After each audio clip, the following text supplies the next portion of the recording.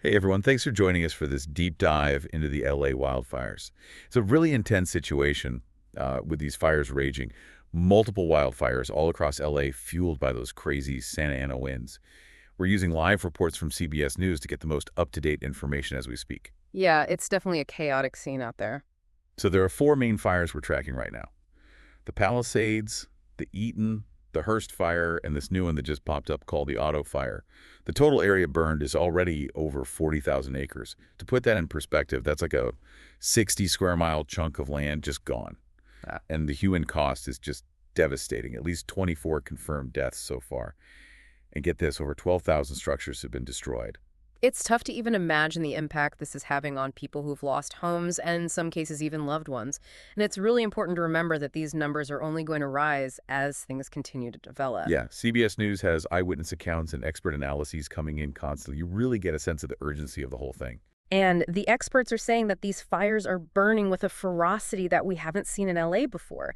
The Santa Ana winds are a huge factor. That's right. CBS mentioned wind gusts between 80 to 100 miles per hour.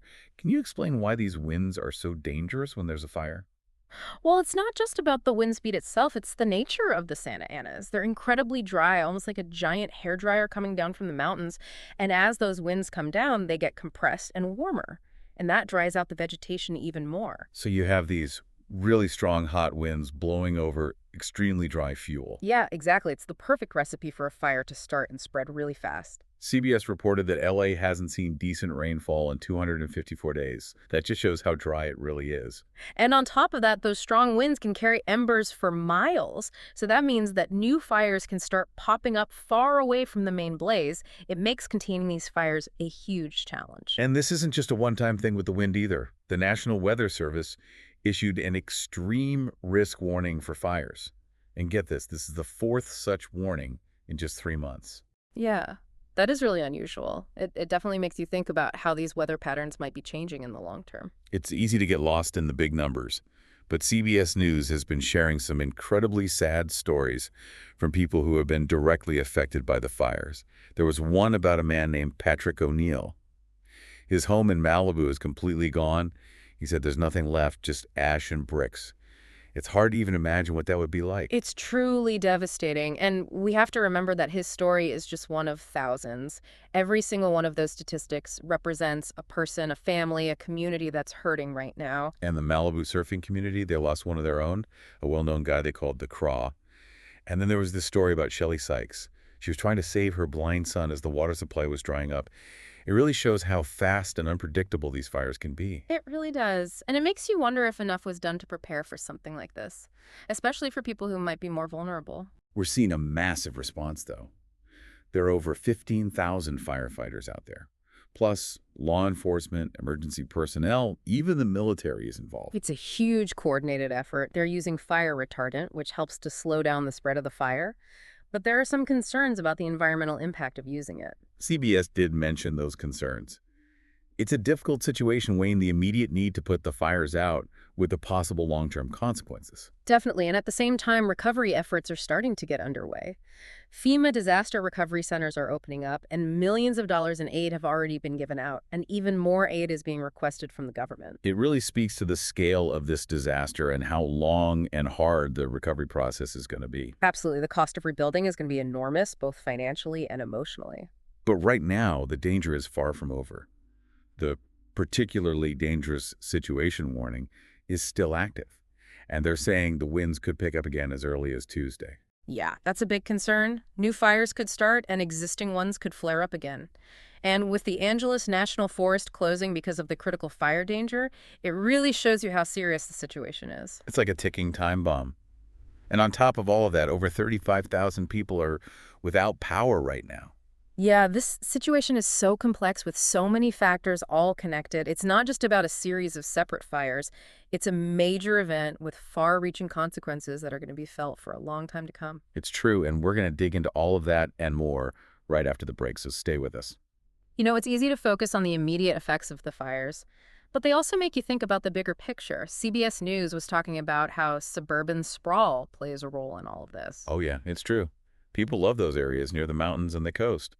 But as more and more homes are built, the development ends up right next to the wilderness. Exactly, and that's what we call the wildland-urban interface. Hmm. Basically, it's where homes and businesses are mixed in with all the dry brush and trees. So if a fire starts in the wilderness, it has a direct path right into those communities. And that's when we start seeing the massive property damage and, sadly, loss of life.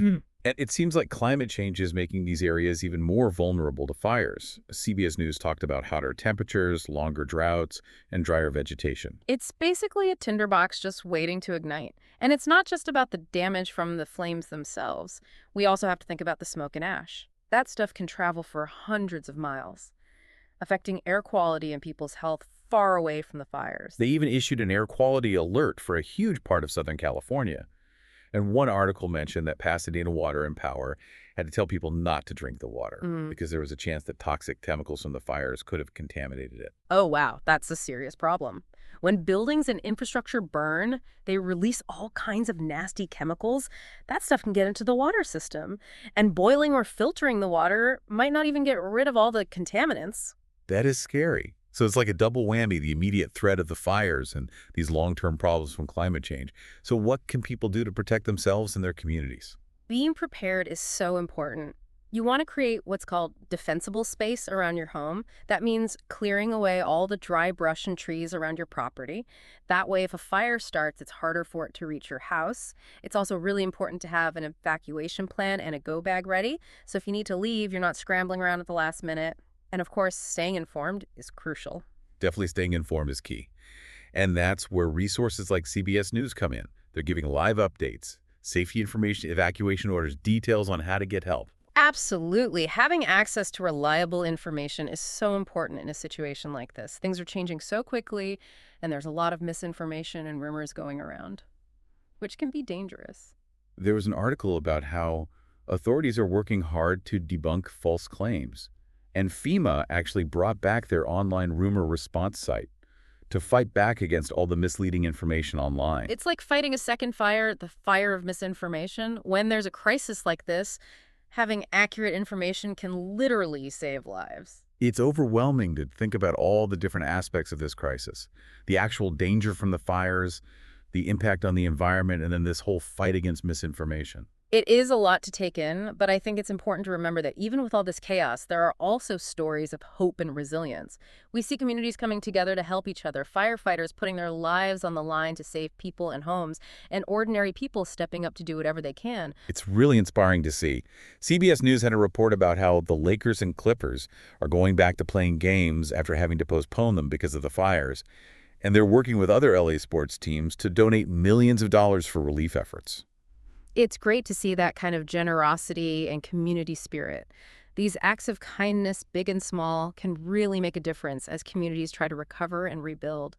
It's a reminder that even in the darkest of times, there's always hope. CBS also mentioned that Governor Newsom is asking for billions of dollars in aid to help the people who have been impacted by the fires and to strengthen the state's efforts to prevent and respond to fires in the future. That's good to hear. We need to learn from these events and invest in being better prepared.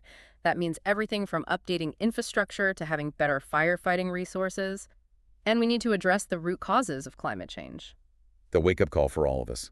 We have to take action now to try and reduce these risks and create a better future for ourselves and future generations. Absolutely, and it's not just up to governments and institutions. We all have a role to play. Being careful about fire safety, conserving water, supporting policies that address climate change, all those individual actions can make a big difference when we do them together. It's about understanding that we're all connected, and we all have to contribute to building a future that's more sustainable and resilient. Speaking of individuals, CBS News had a really sad story about Rory Sykes. He was a blind man who tragically died in the fires.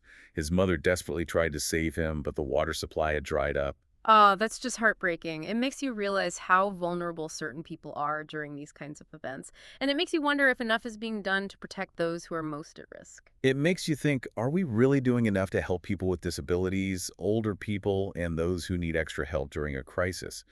Are our systems really designed to be fair and include everyone? Are we truly ready to meet the needs of everyone in our communities? Those are tough questions, but they're important questions to ask. And they're not just about these fires, they're about creating a society that is truly inclusive and resilient, where everyone has the support they need to face these challenges. CBS News also talked about the Malibu surfing community, mourning the loss of Randy the Craw Meowed. He was a well-loved figure in the community, a symbol of that Malibu surfing spirit. It's important to remember that these fires aren't just about buildings and homes being destroyed. They're tearing apart communities. They're taking away people who are loved and cherished. And that leaves a hole that's hard to fill. It reminds us that behind all the numbers and data, there are real people, real stories of loss and grief. We can't forget that. It's true. But even in the midst of all the sadness, there are also amazing stories of courage and compassion.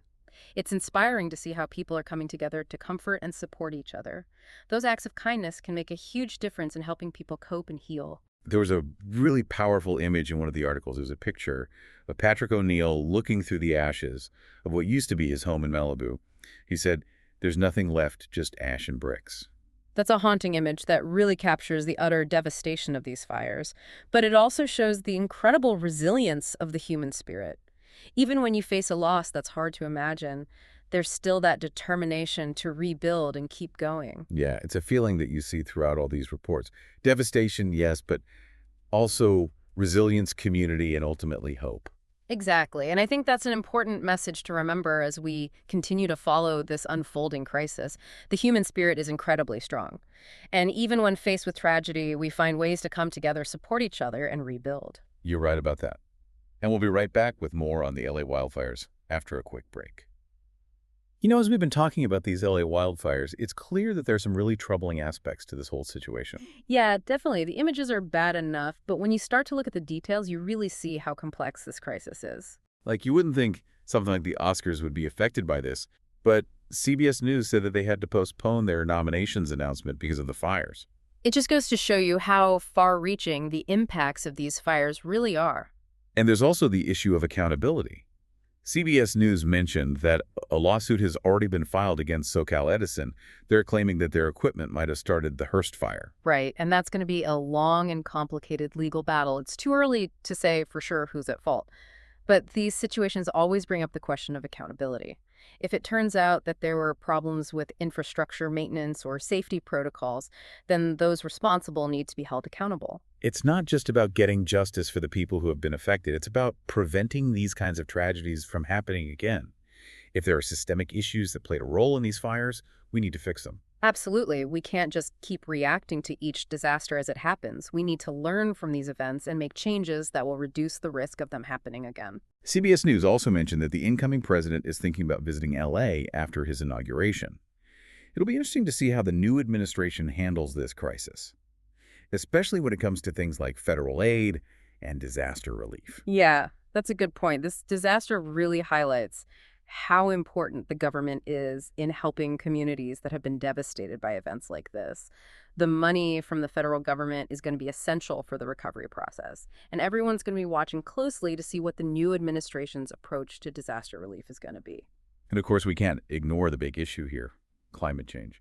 This disaster really emphasizes the need for strong leadership on this issue. Absolutely. Climate change is a global problem. But as we're seeing right now in LA, the impacts are felt on a local level, and they're devastating. Wildfires are becoming more frequent and more intense because of the warming climate, and we need action on a global scale to address this crisis. So where do we go from here?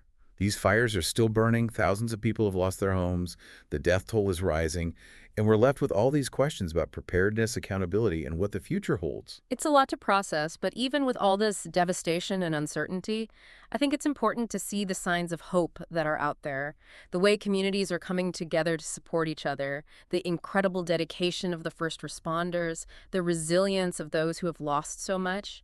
These are all testaments to the strength and compassion of humanity. It's a story of terrible loss, but it's also a story of incredible human spirit. Exactly, and I think that's the key takeaway here. Even when we're faced with unimaginable tragedy, there's still hope. There's a shared determination to rebuild, to learn from our mistakes, and to create a better, more resilient future. That's a powerful message, and everyone listening, we encourage you to stay informed, stay engaged, and if you can find ways to help those who've been affected by these terrible fires. Thanks for joining us for this deep dive into the LA wildfires. We'll be back soon with another in-depth look at a topic that matters.